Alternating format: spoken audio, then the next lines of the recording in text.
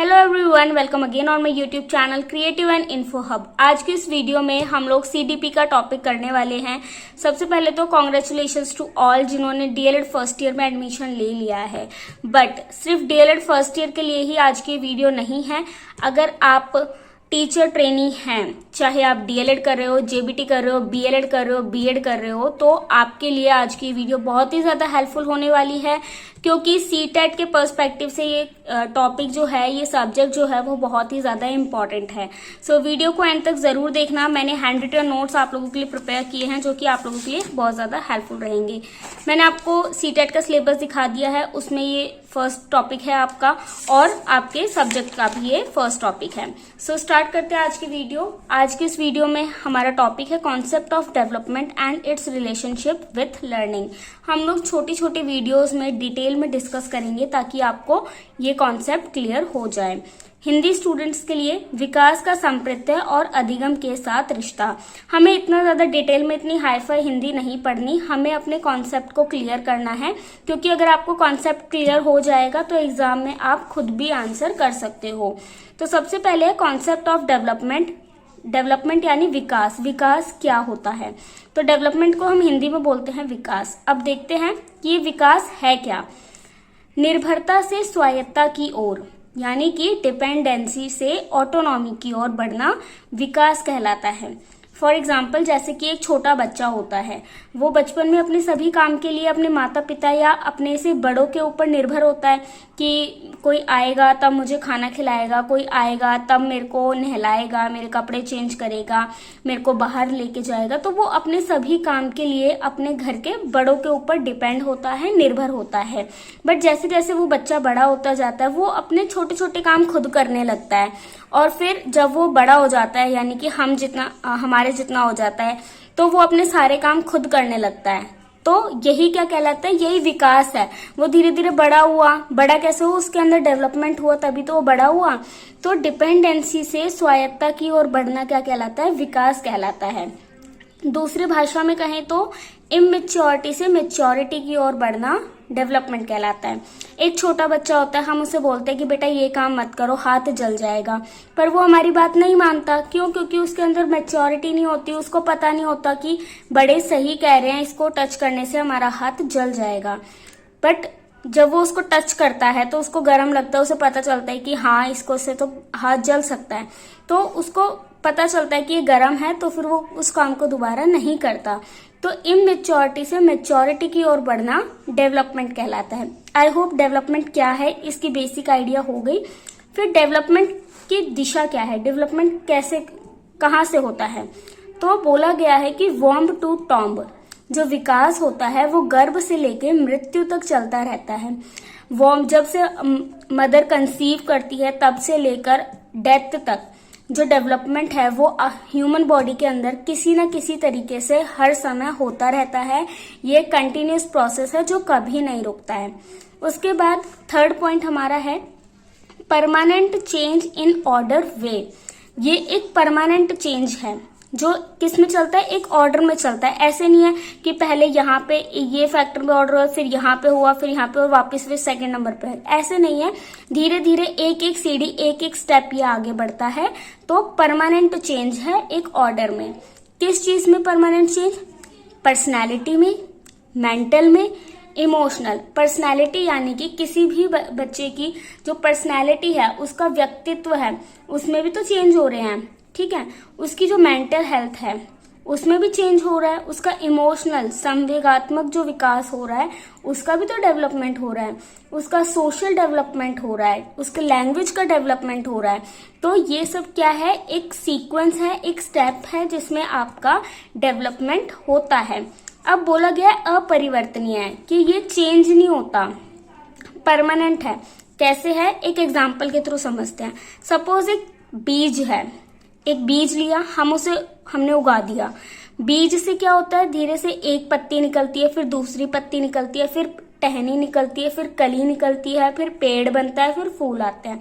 तो क्या है? धीरे धीरे एक बाय एक स्टेप है कि पहले बीज था, फिर उसमें से एक पत्ती निकली, फिर कली निकली, फिर टहनी, फिर वो पेड़ बना। तो ऐसे ही अब वो जब पेड़ बन गया, वो वापस से बीज तो नहीं बन सकता, पेड़ तो पेड़ ही रहेगा। तो इसी तरीके से जैसे कि एक पेड़ वापस बीज नहीं बन सकता, ऐसे ही जो हमारा डेवलपमेंट है वो होता है और एक बार हो जाता है तो वो वापस से रिवर्स नहीं होता, उसमें किसी भी तरीके का चेंज नहीं आता, वो परमानेंट होता है। ठीक है, तो ये था डेवलपमेंट। इसी के साथ आपका दूसरा वर्ड है ग्रोथ, जिसको हम हिंदी में बोलते हैं वृद्धि। डेवलपमेंट के बारे में पढ़ लिया, अब वृद्धि के बारे में जानने के लिए आपको मेरी सेकंड वीडियो जो इसके बाद आएगी, जिसमें हम डिस्कस करेंगे कि डेवलपमेंट और ग्रोथ के अंदर क्या डिफरेंस है, उसमें आप दोनों को ये एकदम क्लियरली समझ में आ जाएगा। क्योंकि अगर मैं यहीं पे बताऊंगी तो थोड़ा सा आप कंफ्यूज हो सकते हो, सो उस वीडियो को भी जरूर देखना। देन हमने बात कर ली डेवलपमेंट के बारे में, अब बात करते हैं types of development. May be आपके सिलेबस में इसको एस्पेक्ट्स ऑफ डेवलपमेंट का नाम दिया हो, बट चीजें सारी वही हैं। तो बात करते हैं टाइप्स ऑफ डेवलपमेंट में। तो इसके बेसिकली 6 टाइप्स होते हैं। पहला होता है फिजिकल डेवलपमेंट, दूसरा cognitive development, third emotional development, fourth moral development, fifth language development and sixth social development. अब ये क्या है, इनके ऊपर बात करते हैं। फिजिकल डेवलपमेंट यानी कि पहले बच्चे का हाथ ऐसे रहता है, फिर वो धीरे धीरे ऐसे ओपन होना स्टार्ट होता है। ठीक, तो बच्चे की जो हाथ की हड्डियां हैं उनके अंदर डेवलप होता है। बच्चा पहले छोटा होता है, उसकी हाइट इंक्रीज होती है, उसका वेट इंक्रीज होता है। ठीक है, तो ये सब किसके अंदर आता है, ये उसके फिजिकल डेवलपमेंट के अंदर आता है। बचपन में तो सभी सेम दिखते हैं, है ना, like girls and boys, but धीरे धीरे जैसे वो बड़े होते हैं उनके अंदर फिजिकल चेंजेस होते हैं, जो किसका पार्ट होता है, फिजिकल डेवलपमेंट का। उसके बाद कॉग्निटिव डेवलपमेंट, बच्चे किसी चीज को कैसे समझ रहे हैं, उनके संज्ञान का विकास, यानी कि किसी भी चीज को समझने की जो उनकी क्षमता है वो किसके अंदर आएगी, उनके कॉग्निटिव डेवलपमेंट के अंदर आएगी। बच्चों के सामने एक सिचुएशन रख दी, अब बच्चा उस सिचुएशन से कैसे डील करेगा, ये उसके कॉग्निटिव डेवलपमेंट के ऊपर डिपेंड करता है। उसके बाद है इमोशनल डेवलपमेंट, बच्चा इमोशनली कितना स्ट्रांग है, बच्चा किसी भी तरीके को इमोशनली किस तरीके से लेता है, वो इमोशनली कितना स्ट्रांग है, उसके अंदर कितनी क्षमता है चीजों के लिए, तो वो किस में आएगी, इमोशनल डेवलपमेंट में। कि बच्चा शर्मीला है, बच्चा बहुत जल्दी रो देता है, बच्चा एक्सप्रेसिव नहीं है, बच्चा किसी के सामने बोल नहीं पाता, तो ये सब किसके अंदर आएगी, इमोशनल डेवलपमेंट के अंदर। किसी चीज को लेके अगर उसके मन में लगाव है, जैसे कई बार क्या होता है, हमें फूल, गुलाब का फूल होता है, वो इतना प्यारा लगता है कि हम उसे तोड़ना नहीं चाहते, तो हम उसे पानी देते हैं डेली, तो उसके प्रति हमारी इमोशनल अटैचमेंट हो जाती है। उसके बाद है मोरल डेवलपमेंट। मोरल डेवलपमेंट यानी कि नैतिक विकास, हमारे अंदर जो गुण होते हैं वो किसके अंदर आएंगे, हमारे मॉरल डेवलपमेंट के अंदर।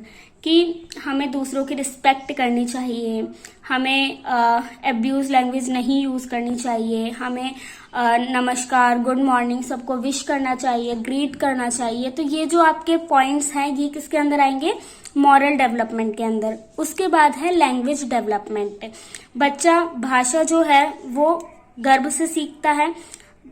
कैसे सीखता है, वो अपने सराउंडिंग्स में जो भाषा बोल रहे हैं उन लोगों को देखकर, उनका अनुकरण करके वो सीखता है। जैसे कि एक नॉर्थ इंडिया का फैमिली का बच्चा है, तो उसके घर में हिंदी बोली जाती है, तो वो अपने घर के बड़ों को देख के हिंदी भाषा बोलना सीखेगा।